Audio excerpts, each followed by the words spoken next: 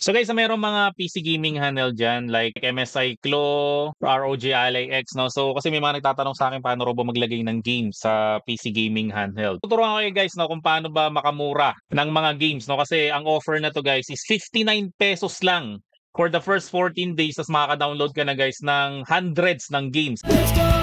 Let's go! Start! So ito lahat guys ay mada-download nyo to. Tapos yung iba dito guys ay day 1 pa lang o kaka-release pa lang, imbis na bilhin mo siya ay ma-access mo siya for only 59 pesos nga for the first 14 days. Pero after ng 14 days guys, mura pa rin naman siya for only 175 pesos monthly. Makaka-avail ka na guys sa mga PC games. So ito pakita ko sa inyo mga PC games. Ito 33 Immortals. Ito natapos ko na to. A Plague Tale. Ito Way Out. Napakaganda ng game na to. Kung gusto mo guys na 2-player game lang na split screen. So yung gumawa guys ng It Takes Two, ito rin yung ginawa niya, Way Out, no? Kaso hindi to pambata. Mas marami pa dito. Ito Anno 1800. Ito bagong release lang rin to, alam ko eh. Ito mga Assassin's Creed dyan. Mga free mo lang rin mada-download yan. Ito bago to ah. Dati binili ko to 360 pesos. Ngayon libre na lang rin siya.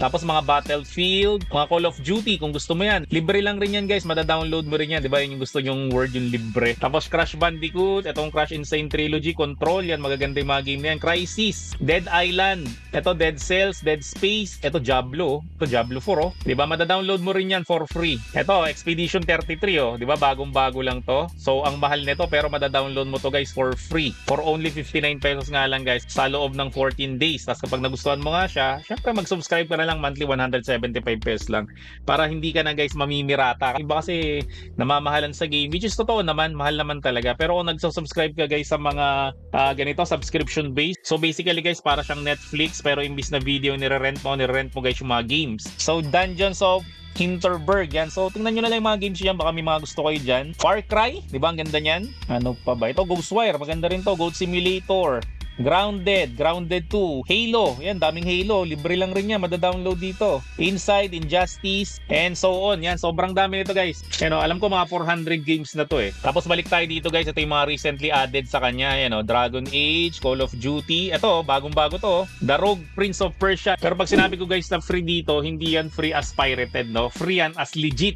as legal way to play itong mga games na to.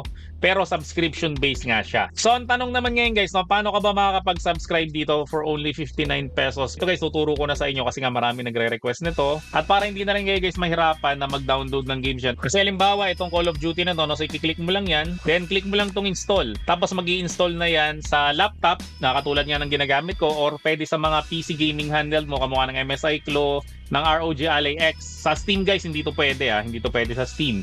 Saka sa Lenovo Legion Go na Steam rin, di rin siya pwede. Pero yung Lenovo Legion Go, pwede rin to, no? Basta guys, Windows OS yan, pwede itong PC Game Pass. Okay, so ito guys, tuturo ko na sa inyo kung paano ba siya ginagawa. So konting commercial lang para may pambili tayo ng next handheld na i-review. Meron kasi kaming 20,000 mahigit na collection ng mga retro games. So kung gusto mo guys mag-avail nito, so hanapin mo lang kami sa FB, Gadget Syndrome. At sabihin mo lang na napanood mo tong video na to para ibigay sa iyo ng 199 pesos lang. So balik na tayo sa pinapanood mo. So guys, sa description section ng video na to or dyan sa comment section, ilalagay ko guys yung link na i-click mo. Yung nasa ilalim na yan, so i-click mo lang yan. So pupunta ka sa website na to. Isang next mo na gagawin, i-click mo lang to. Itong join now. So i-click mo lang guys itong join. Tapos dito, magsa-sign up tayo ng Microsoft account mo. Kung wala ka pa Microsoft account, syempre, click mo lang yung create an account.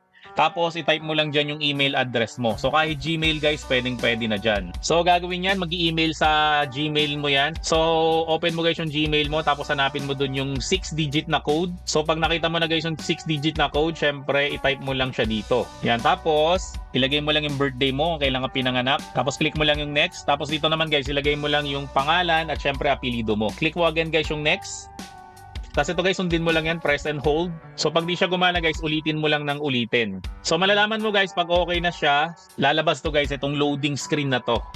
Yan, so hintayin mo lang siya guys. Then lalabas yung logo ng Xbox. Ito na ilalabas sa screen, so pwede mong palitan niya ng icon kung gusto mo. Tapos palitan mo na rin yung gamer tag mo. So ang nilalagay ko dito ay Gadget Syndrome. Kasi sabi masyado siyang mahaba. So ang ilalagay ko na lang dito guys is G Syndrome. Tapos click lang natin to, save and continue. Tapos click mo lang yung continue. So pag na-click mo lang guys, babalik ka na dito. So pwede mo na guys again i-click tong join button. Then click mo lang to guys next. So maglalagay ka na dyan guys ng choose a way to pay, no? So pwede dito credit card, pwedeng debit card, or pwedeng PayPal. So sorry to tell you guys, wala siyang GCash. Siyempre, ilagay mo lang yung debit card mo or yung credit card mo. Kasi ilagay mo lang yung mga info, then click mo lang tong save. So pag na-click mo na yan guys, save, no? So hintayin mo lang siya, maglo-load ulit yan. Then click mo na to guys itong subscribe. So again, 59 pesos kapag ka first time member ka for 14 days. Tas after nun guys is 175 pesos monthly lang.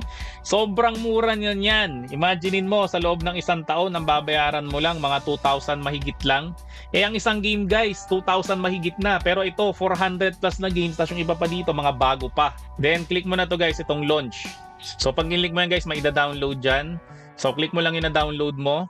Then click mo guys itong sign in. Pre, babalik ka na dito ulit. Yan. So dito guys, pwede nga na ulit mag-download. Oh. So meron tayo ditong home, meron tayo ditong Game Pass. So dito naman guys, may library. Meron kasi ako guys Xbox na console talaga, no? So sa Xbox na yun guys, may mga binili ako ng mga games doon. Kaya nakita niyo yung mga games na yan. Ito guys, hindi to kasama sa PC Game Pass, pero binili ko to sa Xbox. So ito mga to guys, pwede ko tong install rin dito sa laptop o sa gaming handheld ko, basta Windows siya. Kasi merong tinatawag pa dyan na Play Anywhere. Ibig sabihin nun guys, yung mga games na merong option na Play Anywhere, pwede mo siyang laruin sa Xbox, pwede mo rin siya guys laruin sa laptop, pwede mo rin siyang guys laruin sa PC gaming handheld. Basta Windows guys ang usapan natin dito ha. So same rin yun guys. So may mga games guys dito sa Game Pass na binayaran niya natin na 59 pesos lang for the first 14 days, then 175 pesos sa mga susunod na buwan. May mga games dito guys na merong Play Anywhere option. So yung mga games na yun guys, ay pwede mo rin siyang ilagay sa Xbox mo. O diba? Sobrang ganda ng offer talaga na to. Kaya nga guys, mas pinopromote ko talaga ang Xbox kaysa sa PlayStation. Kasi guys, mas makakatipid ka talaga sa Xbox kaysa sa PlayStation. Imagine niyo yun ha, pwede mong laruin sa laptop mo, pwede mo rin laruin sa Xbox mo. Ang maganda dyan guys, nagsisync yun. Halimbawa, naglalaro mo dito.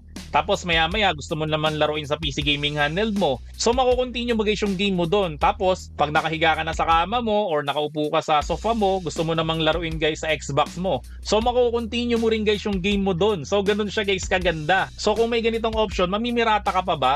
Pinagdaanan ko rin naman yan, no? Galing rin ako dyan kasi syempre estudyante lang rin ako dati, wala naman akong pera eh. Pero kung may ganitong option na 175 pesos monthly lang, tapos madadownload mo na to, ay no, 467 games. Grabe, mahihiya ka ng mamiratan yan kasi. So for sure naman, nakabili ka ng laptop, nakabili ka ng PC gaming handheld, sigurado yan guys, no? May pambayad ka rin na 175 pesos lang monthly. As ang maganda pa nga dyan ulit, may mga first day game talaga na nire-release rin dito for free. Kamukha nito guys, oh, ito Doom the Dark Ages, oh. Yan, oh, bago lang yan, oh. Tingnan pag kinlik ko yan. O, di ba, pwede ko siyang i-install. So, ganyan guys kaganda ang PC Game Pass. So, kung nakatulong naman sa itong video na to, huwag mo nang kakalimutan mag-subscribe dito sa channel ko. Syempre, like mo na rin itong video na to at i-turn on mo na yung notification bell para like ka updated sa mga vlog ko about sa mga gadgets. So, maraming salamat ulit sa inyong lahat. Hanggang sa muli. Paalam!